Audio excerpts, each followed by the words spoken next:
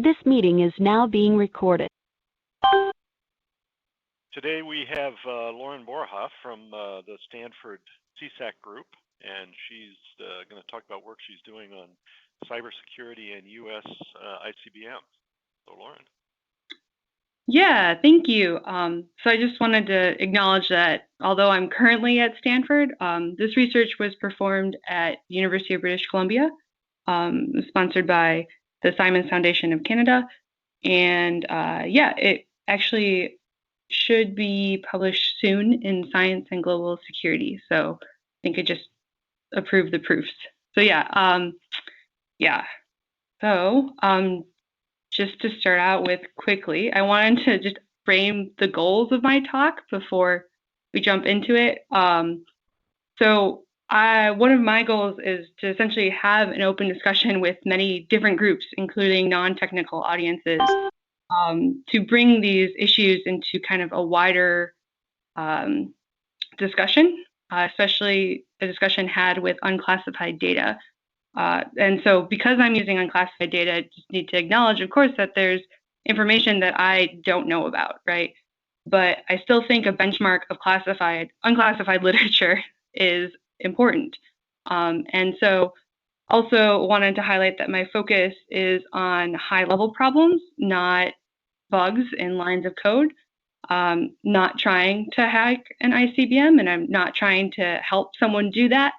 But I also think discussing these things in terms of high-level systemic problems might be useful, mostly because they might take more than just a simple software patch to fix, if that even exists. So to briefly outline my talk, I'm just going to go through ICBMs, US ICBMs to start off with, so we're all on the same footing.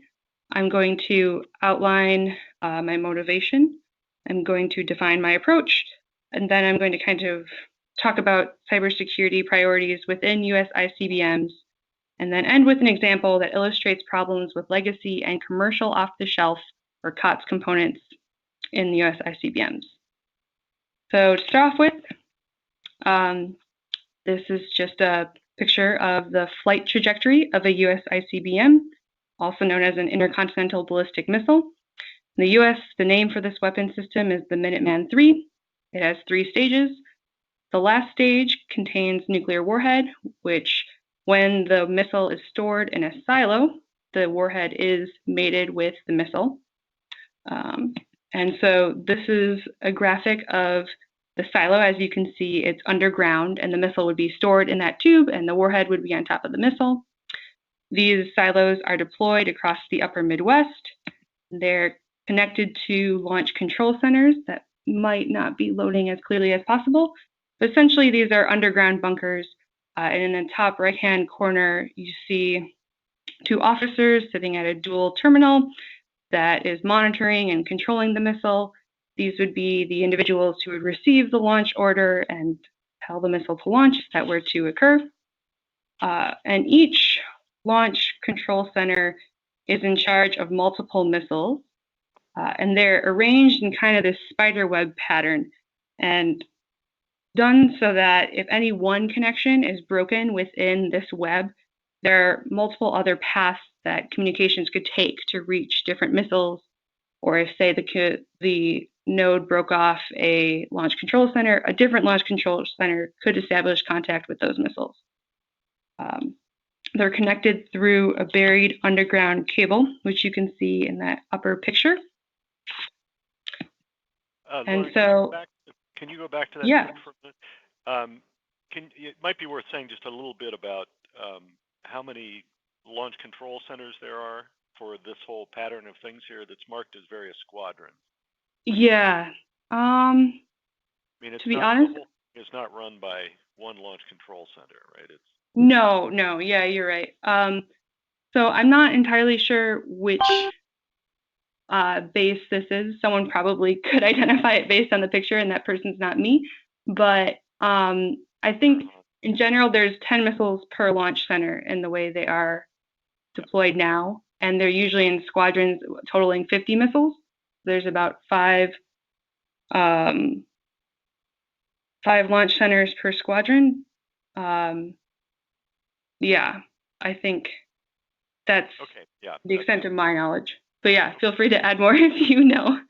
But yeah, I guess then, so the launch control centers, though, need to have a message from some higher authority, president, to launch the missiles, or they essentially would conduct normal operations based on orders from U.S. Strategic Command. And so this is just basically an illustration that demonstrates what I mostly want you to get from this picture is that there are many different pathways that exist, either satellite communications, telephone communications, radio frequency communications, to disseminate different launch orders to the launch control centers. So these is just illustrating the redundancy in this system. And something else that's important to consider is the policy the United States uses to manage its ICBM force. So this is a picture from Managing Nuclear Forces, which is a book by Ashton Carter. And so the US ICBMs are considered the most responsive to an incoming attack. So this book is from the Cold War. So the enemy would be the Soviet case in this illustration. So the enemy strike arrives within 30 minutes. And so the enemy nuclear options are shown above the timeline. And so from time 0, when a hypothetical missile would be launched at the United States would want to take the actions below the timeline to detect the incoming missile using satellites or radars, and then have the ability to launch a nuclear weapon of its own before the enemy nuclear weapon detonates on US soil. So that type of procedure is referred to as launch under attack. You'll see there's a square that says LUA, that stands for launch under attack. So if an attack or incoming missile has been confirmed by these early warning systems, launch orders can go out to the ICBMs. And as you see, there's a very short time between when the launch message is generated to when the ICBMs have a possibility of escaping. So from looking at this timeline, you can see that your time for confirming a satellite or a early warning signal, deciding what to do, and then eventually launching a missile is very constrained. So a couple things need to happen. Your response options must be planned beforehand. And also ICBMs are stored in their missile silos with very shortened launch procedures. And this is generally called high alert, or sometimes referred to as high alert. Some of these terms have been fought over the ages. We don't need to redo that here, but just so you know, those are equivalent in my eyes. So to motivate my talk, why should we talk about US ICBM cybersecurity issues now? So in addition to the ongoing refurbishing of the current Minuteman missile system, the US is investigating replacing the ICBM system with a new system entirely. And as you can see, this would be very expensive. And I believe this figure is from the Arms Control Association, but they're using data from the Congressional Budget Office, I think. I can't see because my microphone button is in the way. But yep, it's a very expensive prospect. But moving away from just some sort of money argument, the design process that's going on with the new ICBM is a very critical step in cybersecurity. It's essentially a step when many pernicious errors can be introduced because everything's kind of in a flux state, but it's also the cheapest time to find and to try to correct those errors compared to if you have to try to correct the errors after components have been bought and you're testing a system compared to when that system is deployed in the field and there's a problem with one of the components. So the earlier you can find and fix the errors, the better. So I think that's why having these discussions now and understanding some of the priorities we should be asking for is important.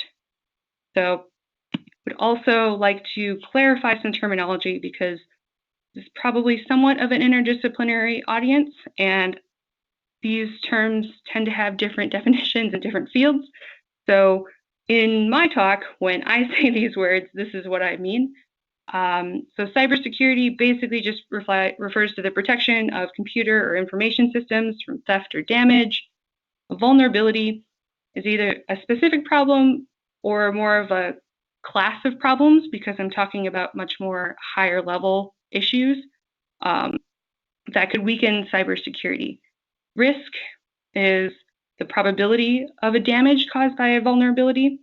I know my talk is titled Risk. That might be a little too ambitious because, like I said, I don't know a lot of classified information. So it's hard to know how frequent these vulnerabilities are. And risk takes into account that frequency. And then the last two, so prevention, if you're going to prevent something, you're going to try to keep it from happening. It's not going to occur. However, if you're going to try to mitigate, the focus shifts more to, okay, if the problem has occurred, how do we lessen the impact of the problem? Okay? And so with that, I'm going to kind of briefly summarize my approach. So basic cybersecurity principles, if you were to take a cybersecurity 101 course, they would hammer into you essentially confidentiality, integrity, and availability of a system. We'll go into these definitions more later, but if you wanted a good reference on this, one textbook that had been recommended to me would be Computer Security, Principles and Practice by Stallings and Brown. And so these are just some very basic computer security principles. However, within the computer science literature, there's also I don't know if you could call it a different field, but there's another group that likes to call itself dependable and secure computing, to which they add 3 more principles on top of security being. So if you wanted to achieve dependable and secure computing, you would need to do confidentiality, integrity, availability, reliability, safety, and maintainability. And a good overview article of this is the article Basic Concepts and Taxonomy of Dependable and Secure Computing by, I'm going to butcher this name, but Avizenius et al. And so I would also like to acknowledge that this is a very simplified description. These two fields have been and they remain very connected. It would be misleading to say that cybersecurity is not concerned with reliability. Furthermore, the definitions and language used within these fields has been fluid over the past years.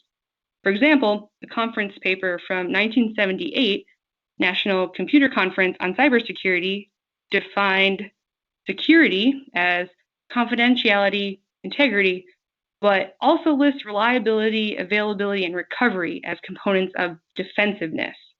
And a more recent example in the 2018 Handbook on Information Security provided by the U.S. National Institutes of Standards and Technology, availability is defined as ensuring timely and reliable access to the use of information. So as you can see, they kind of often are self-referential. However, in this paper, well, in this talk, my apologies, I think it's useful to separate reliability and availability into 2 distinct categories, because there are certain pressures on those 2 things, such as lack of funding or prolonged testing, that can lead to situations where having a reliable versus a system that's immediately available can conflict. Okay, and then one last component to my approach is to kind of look at the system as a whole, roughly called systems analysis. It's essentially taking into account that these properties, there are certain properties that will emerge from the fact that it is a system where all of these interact. Okay, so talking about them by themselves is useful, but not sufficient.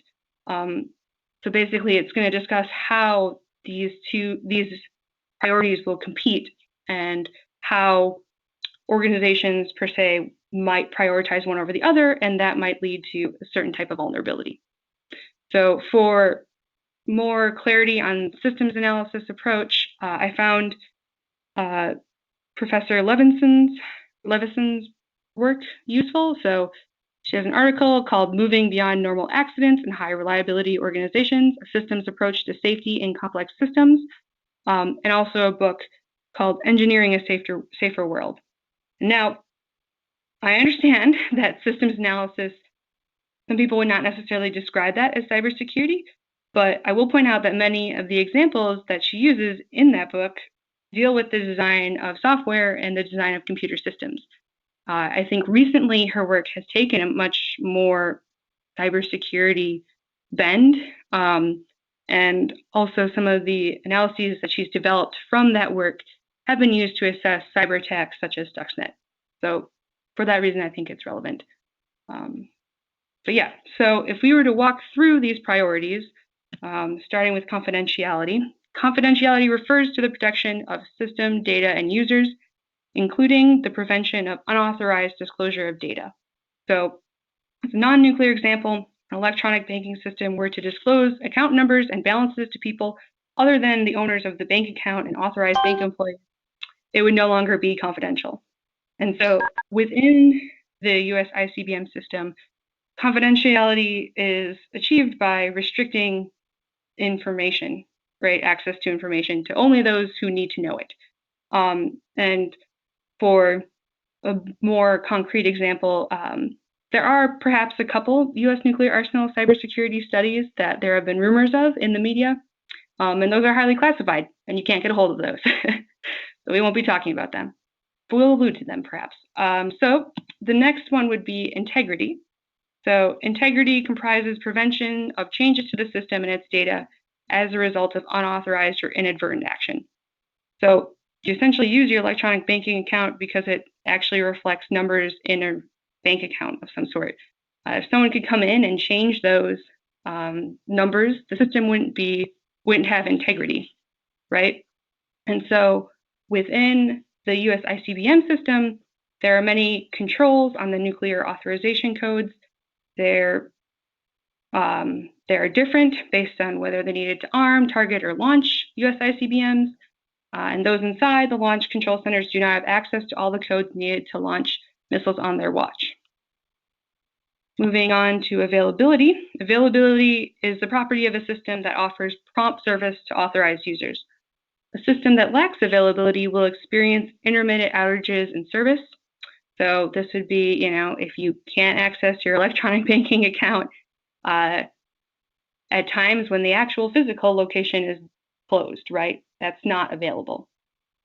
So the US ensures that its ICBMs remain available at all times through many redundant measures.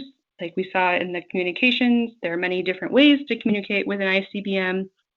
And also, if one launch control center fails, another can take over control of the missiles that it is tasked with watching over at that time or launching.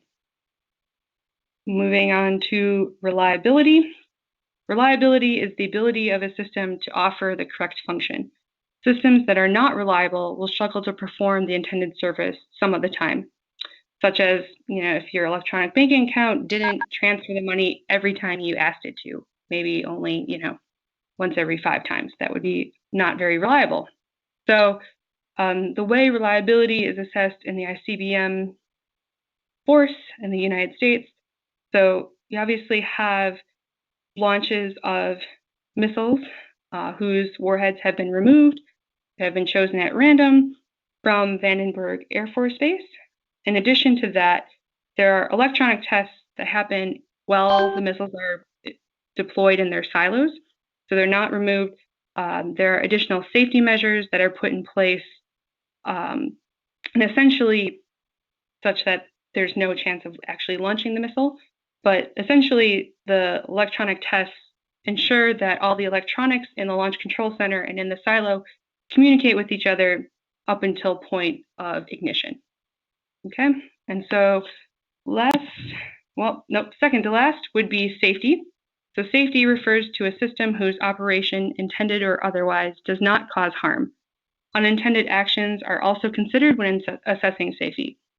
And so, if a user incorrectly transfers their bank account money to another account, this should be repairable. I guess bank accounts are pretty safe to the user you consider bodily harm, but maybe that's financial harm. So yeah, a system that fails in a manner that does not cause harm is called fail-safe. Okay, and so one safety measure that the United States uses is detargeting, which refers to the procedure where if the actual warpath target lies in some location, the United States, instead of targeting that location during peacetime, will actually target a location that would send the missile into the ocean along that same path. So yeah, some people have pointed out that this is changing from the ocean target to the war target. Essentially amounts to, so they said changing television channels. It would be like plugging something into your computer, probably.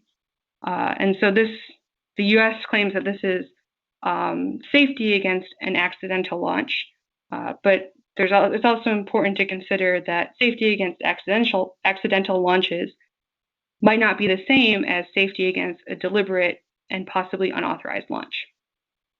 So now, last but not least, would be maintainability, which is the ability to update or repair a system.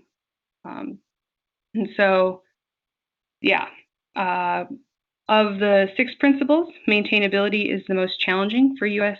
ICBMs, in my opinion, because it can reduce the number of missiles available to target certain locations. So because of this, maintenance occurs on a tight schedule that's planned weeks to months in advance.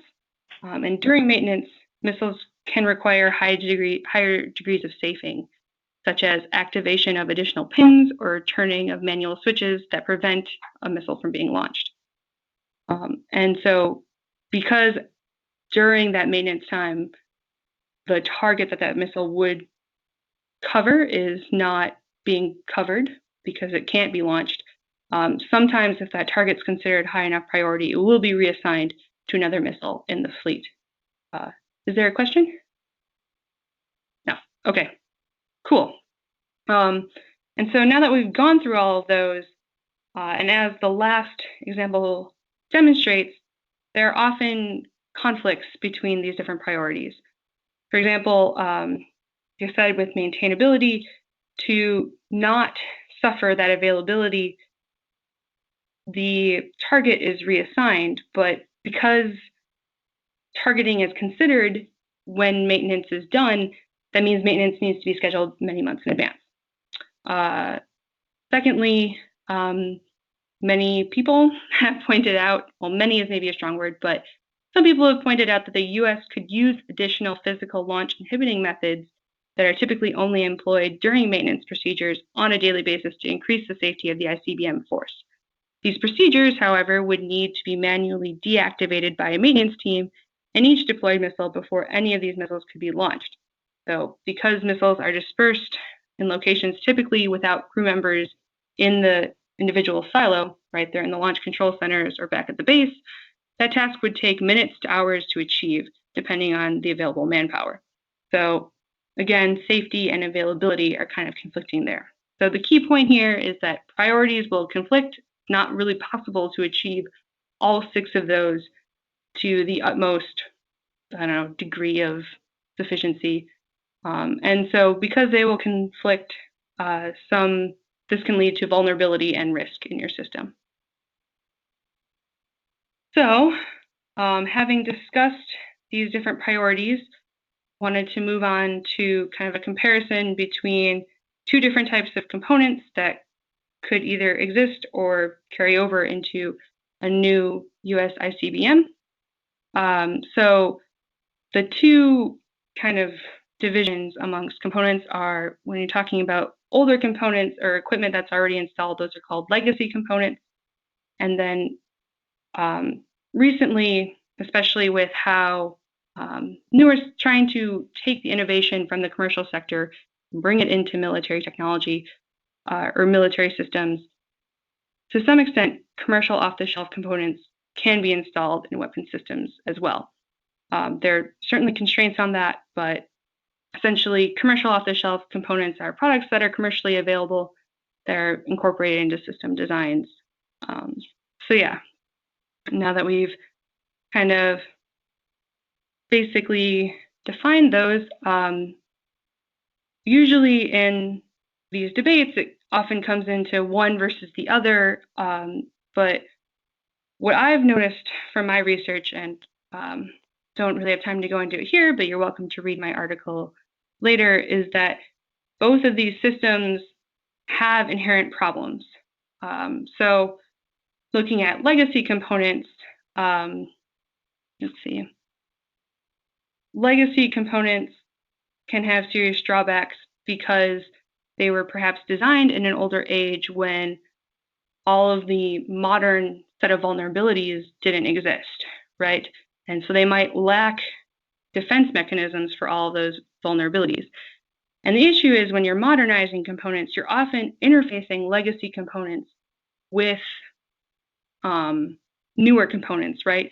And so it's not clear the system as a whole how that interface can weaken the entire cybersecurity of the system, right? Or you need to carefully consider it.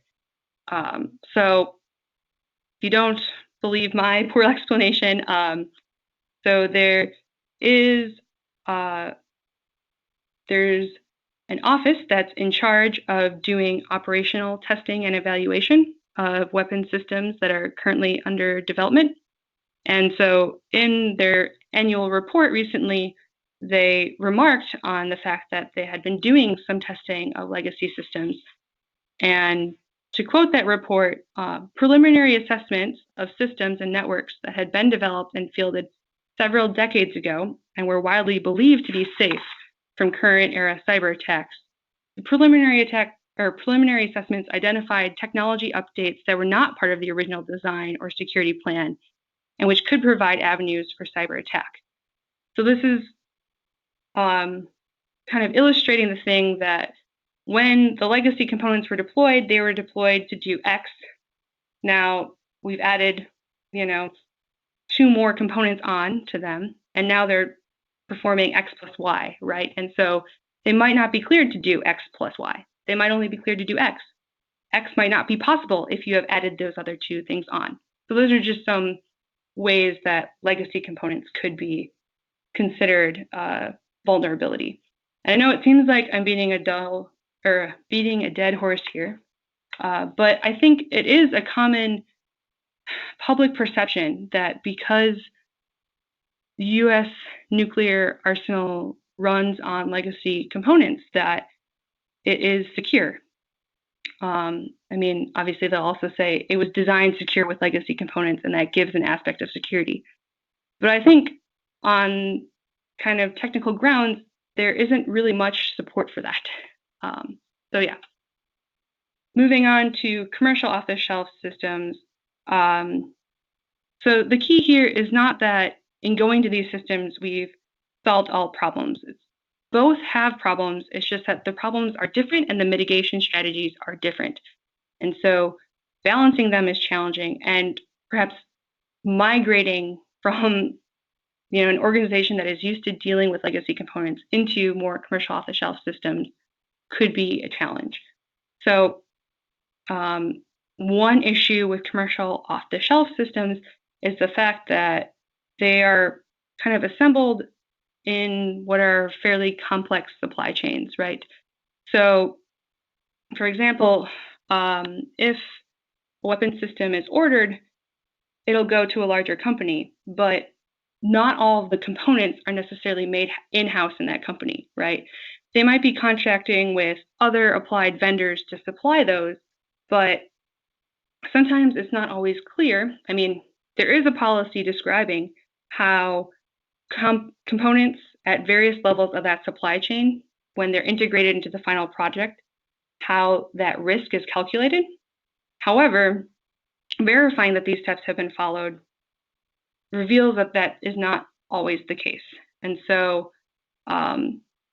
to highlight this, there is an example of a DoD Inspector General report that looked into supply chain risks in the space-based infrared system. So the space-based infrared system is a satellite system that is part of the U.S. early warning. And so it's a satellite constellation that uses sensors, infrared sensors, to detect missile launches, space launches, and nuclear detonation. There are some satellites in this constellation that have highly elliptical orbits and some that have geosynchronous Earth orbits. And this is essentially an add-on to the older Defense Support Program satellites, all of which are kind of illustrated in that picture here. And that picture comes from the report from the DoD Inspector General. And the report found that the Air Force Space Command, which manages the space-based infrared system, that Air Force Space Command did not fully implement DoD policy for supply chain risk management. And so while there weren't details as to how that wasn't done exactly, to give you an assessment of the impact of that, quote the report, which said, as a result, an adversary has opportunity to infiltrate the Air Force Space Command supply chain and sabotage, maliciously introduce an unwanted function, or otherwise compromise the design or integrity of the critical hardware, software, and firmware. And the report also found similar deficiencies in other programs managed by the Air Force Space Command, although those programs weren't investigated as thoroughly as this space-based infrared system. So one reason why this one system could be problematic is because if we go back to the policy choices that the United States is using to deploy its ICBMs, these policy choices could increase the risk of that supply chain vulnerability. Because as you see, the space-based infrared system is part of those early warning satellites. They're supposed to report launches of enemy nuclear missiles within the first 5 minutes. And so because the detection could occur in minutes, and if it can't be verified that it is not an enemy missile, the consequences would be that the chain of command would move forward towards preparing to launch a U.S. nuclear missile. Of course, there are 30 minutes before that would in theory happen, but there's significant risk from doing that, right? So one thing to also think about with these satellites is they do play a fairly important role, where if you think about false positives versus false negatives, the consequence of missing a nuclear missile launch are grave enough such that these satellites are very sensitive and in constant operation. And while that's not necessarily a bad thing, when they're in this posture, that can it leads to the risk that false positives could also initiate actual military procedures, right? And so another issue with modern days, so that's not a particularly new risk. People have talked about that for ages.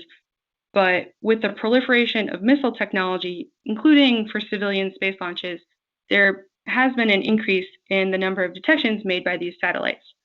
So I think a recent estimate of the number of events that these satellites detect per year was reported as 8,000 in I think it was an aerospace journal. I can get you the citation if you want to see it.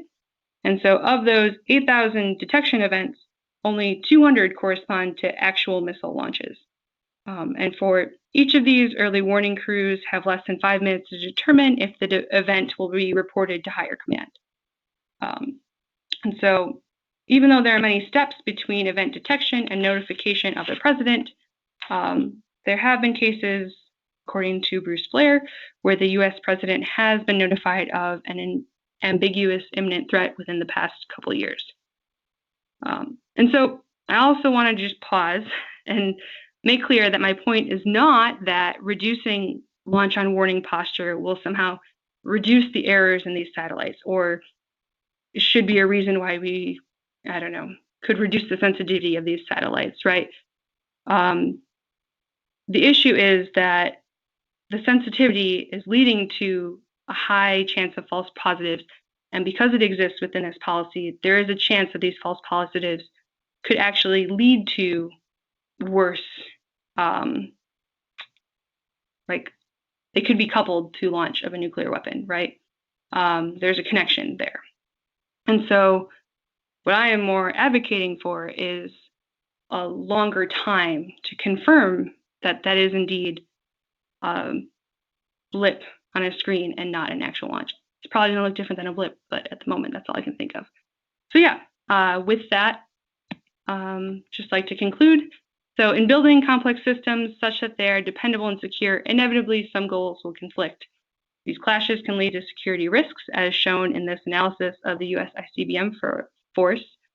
Furthermore, in looking into how these issues will shift as modernization and upgrades transition the ICBM Force from legacy to commercial off-the-shelf components, it seems that new technology will only shift but not eliminate the vulnerability.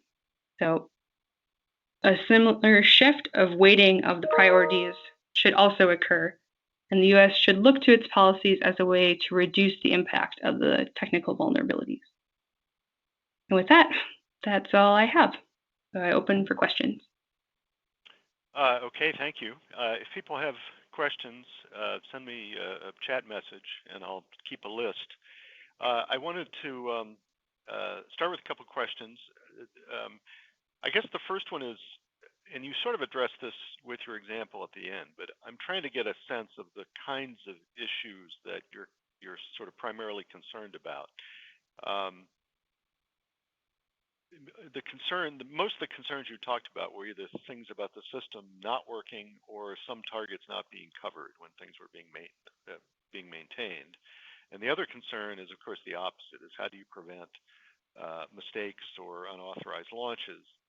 And so I'm curious, when you look at this, or when other people look at this issue, what are the main things that they're have in mind that they're trying to avoid as they go forward?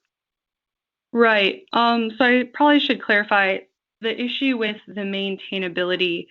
I see availability as hindering maintainability, and that problem possibly getting worse, because if you think about commercial systems these days, they tend to have much more rigorous update schedules, right? You don't plan to have something in place and not touch it for years on end, right? And so I actually think that could be a problem in the force, that because there is this pressure on having target coverage, that's going to exacerbate that. Does that make sense?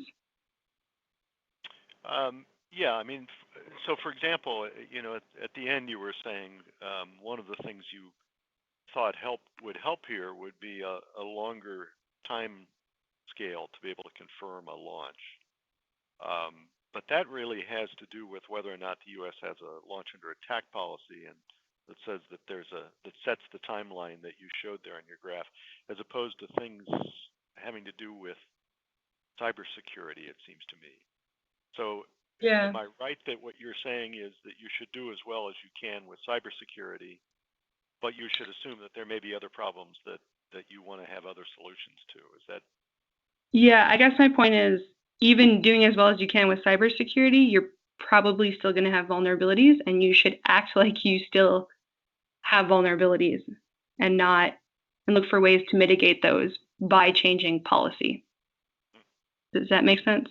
Yeah, so that really goes beyond just the cyber issue you're talking about. Yep. Right, Rob, it looks like you had a question. I just unmuted you. Hi, Rob Goldston here from Princeton. Very interesting talk at a very high level. So I thought I'd bring us down to the average sci-fi movie in which we try to kill each other. How would you think about the problem of third-party interference? Say North Korea decides it wants to hack into our systems and make us think we're under attack by Russia, or vice versa. But I guess it's really the first case is the one you might be interested in. What are the pathways through what you're thinking about that they could do that? And what do we do to mitigate it? Right. Well, I mean, I think what's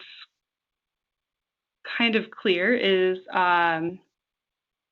that, when you look at the supply chain risk, I think that's one of the top concerns of how, a malicious actor could put in something that would be fielded, right? And if it's fielded and it's in a nuclear weapon system, it's going to take time to remove that vulnerability, right? So that's like the hypothetical worst case scenario, right? Sort of Stuxnet kind of picture. Well, so Stuxnet was actually someone coming in with a removable storage device and uploading something onto an existing system. And I don't even know what the United States is thinking completely. So to take I think we sabotaged some of the equipment also that they got. Yeah. In the unclassified literature, they say that. But anyway, so how do we get? So is that? How do you keep that a from real happening? vulnerability? How do you prevent that from happening? What do you do? I think you essentially try to make the system as fail-safe as possible, right? Like, it seems very challenging. It doesn't seem to me like it's possible to completely mitigate all of these vulnerabilities to the extent that we can completely eliminate them from happening. So perhaps sort of awkward putting if in we place. eliminate the destruction of the human species from happening. It's a little awkward if we eliminate the destruction of human. If Can we you can't parse that? eliminate the possibility of the destruction of the human species, not to mention a few other species. But what do? You say I buy a commercial off the shelf and I buy 10 of them through different supply chains and they all have to agree with each other, then you have the always No. never. I mean, there's testing that goes on of the components that you buy, right, within these supply chains. And I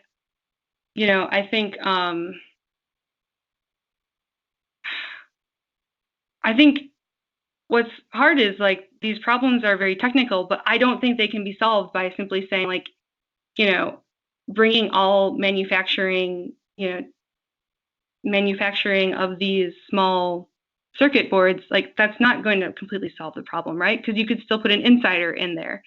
And so we need to think about ways that make the system safer in general. And some of these things are eliminating couplings like launch on warning. Can I follow up on that a minute? I think that's an interesting point. If you talk to people in the business, do you have a sense of what their biggest concern is? Is it somebody hacking into the system? Is it the idea that the electronics we get might have been built in China with a backdoor in them? Is there any sort of general sense of what people are most concerned about, what they're focusing on? So the small conversations that I have heard make me think that supply chain risk is really big right now. And it's certainly the one that people within the system to some extent are comfortable talking about.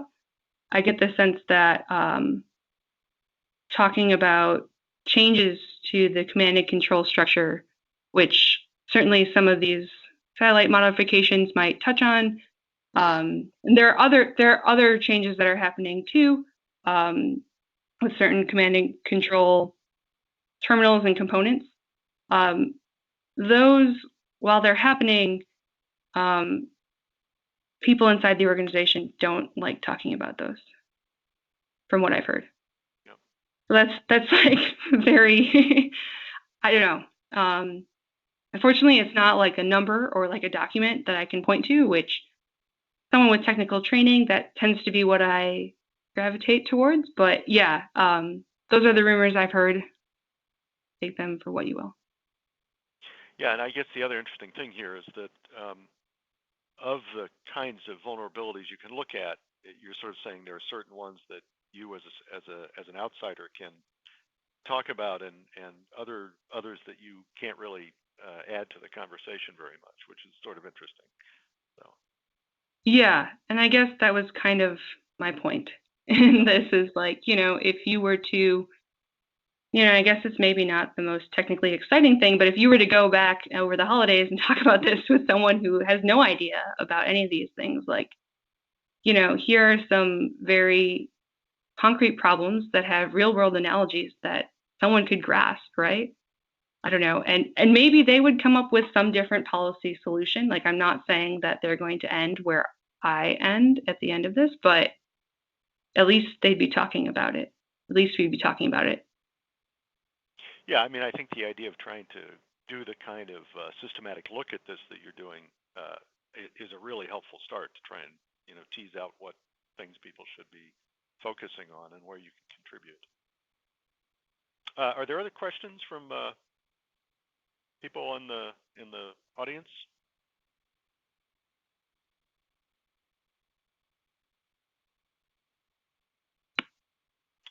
Tom, hold on a second. Oh, I missed your. Yep, hold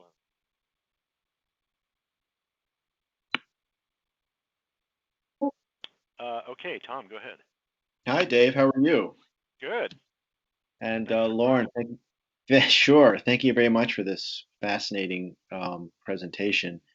I just wanted to pick up on this theme that we've already been talking about, which is and you talked about in your talk, prevention versus mitigation. And to the extent that I've looked at this, which is not as much as you, I was kind of struck by the notion, and I'd like to know what you think about this, that in terms of preventing cyber attacks, the defense is always going to lag behind the offense, right? That no matter what we do on the defensive side, the offense is going to be one or 10 steps ahead and always have the advantage. So we really can't prevent, regardless of how much we might want to. And that we really have to think about mitigation, which to me, as you just said before, really goes into the policy of what we do to manage this system to mitigate the risks, since we can't prevent them. And so getting onto that conversation, as you said, of buying more time in the decision-making process so that the executive, whoever that may be, has the most time to determine whether this is a false launch or a real launch or what have you, is kind of the baseline conclusion here. And that rushing into any decision is a bad idea, particularly in the cyber age. Do I kind of have that right? Yeah, I think so. I would agree with that. Are there other policy mitigations in addition to getting away from launch on warning that you would suggest? I mean, I think it also seems to, like, what's hard is not knowing exactly, like, no one's come to me and said, these are the priorities the organization should have. So I feel like I'm making this a little blind, but I guess I have seen that there is some concern with this maintainability of deployed systems, and there's a pressure on companies that pitch these systems, from my understanding, to build in, to some extent, maintaining the system for a longer period of time. And I think that's something, like, not only should we do that, but we should also, perhaps look at these maintainability schedules and try to free them up a little bit. So, and then another thing that I would say too, and perhaps why I took kind of a larger organization approach, is, I think about this stuff kind of in our lives as well, in like cybersecurity of citizens. And I know we have very different constraints than nuclear weapons, but, a lot of these measures that get implemented are just like, we're going to watch how everyone acts on the system at all times. We're going to have very strict things to completely get rid of human error. Like, human error is causing these problems. And I think that focus misses a lot of the organizational factors that are pressuring people to make these mistakes. And we should try to think of ways that would allow the organization to survive some of these human errors in a more graceful way, right? Right. And graceful to me means not having an unintended nuclear launch. Could that mean that it takes longer to deploy them? Yes, that might be it. But, I would be okay with that. And one last question, if I might, while my mic is open. There's been a Mhm. lot of discussion about 5G, moving to 5G, and what countries are doing about that, and the danger or risks of buying into the Chinese supplied 5G network.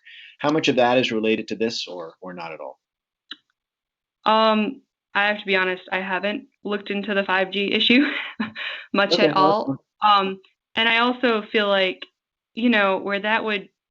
my guess is where that would play a role would be in these communication links where it's honestly very hard to find information. And there's also, so there's two things. One, being an early career professional, I would like to publish things on a timely manner. And there are also rumors that people who have accumulated this data, and I haven't talked to those people, but sometimes you hear rumors around here at Stanford that so-and-so has compiled this and then it couldn't be published, right?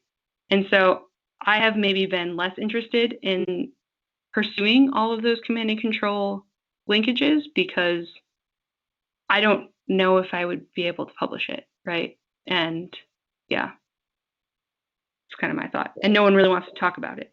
So Got it. Okay, thank you. yeah. Rob made an interesting point here, which I think people who have looked into the ICBM issue are aware of, which is that there is this concern that if you get rid of launch on warning, launch under attack, whatever you want to call it, that it makes the ICBMs vulnerable to attack, and therefore it makes sense to get rid of them. So it's bound up with the sense of there's this thing that kind of makes sense to do, but people don't want to do it because that could be the death knell for ICBM. So that's an interesting issue that comes in here as well. No, for sure. I mean, yeah, I think that's like so the idea is if there isn't this launch on warning, which gives the president the most possibilities of responding to an attack is sometimes how it's defended. Like the ICBMs turn into essentially targets, right? To soak up an oncoming ICBM, right? Yes. And so they're not actually useful. Tom Yeah. has written about. Yeah, I mean that's certainly out there. And yeah, I mean, I guess the point I'm making is that it's a little ironic that the idea of trying to mitigate concerns about some of these things by having a longer time scale for launching actually makes them useless. is actually getting in the way of people, thinking about ICBM in the first place. Yeah, and I also see Rob's point about launch on warning versus launch under attack. I am aware that, yes, there are different definitions. I do believe there's also some back and forth, but I guess if you have a good source that delineates those, I would be interested in seeing it because then I would cite it. Because most of the Rob, stuff I've just unmuted Okay, you. You want to weigh in I'll look here? for where I can see this, but internally in Princeton, we've had some discussions, and I think that the military leadership, we have some people who are at OMB and interacted with the military leadership, distinguish launch on warning as being if you were to launch just on the satellite data, and launch under attack is you've got confirmation of the satellite data from radar. But I will look for I'll ask around for whether there's some reference to that. Yeah, I would be interested in that because I think and they make a big deal out of the fact that you can rouse the president on the basis of the satellites. He then has some time to make a decision, and somewhere in the middle of his decision time, he'll get the confirmation from the radar. And they would not recommend launching until they've gotten the confirmation from the radar. Right. I mean, so if Pardon? yeah. course, that doesn't quite work for the sea-launched ballistic missiles Right. coming at us. Exactly, And because that presumably the radar could be spoofed as well. So there's nothing definitive about the radar data. Absolutely. That's why I think the whole thing is crazy. Yeah. I'm worried that some chip, you see the movie War Games, which is a little old, but some object that brings everything together, that object says, I brought it all together and, here it comes. In fact, if you go back and look at the false warnings, there have been a number of them that have been further down the line than any of that. So it's a concern. I can send you some things on launch under attack as well, which people are sometimes a little unclear about what other information they would rely on. But I think it includes things like, if it's a bolt out of the blue and there's no crisis going on, then that comes into the thought process. But I have not seen something that's terribly clear about that. Right. And ultimately, too, I wanted to find a graphic, and it was getting really late, so I took this one from this one book, and it said launch under attack, and that's what I went with. So, yeah, it could also just be that I used an outdated graphic, and No. I think Ash Carter would indeed use launch under attack, and those of us, say to the left of Ash Carter, have a tendency to say launch on warning, and that's not quite. We should.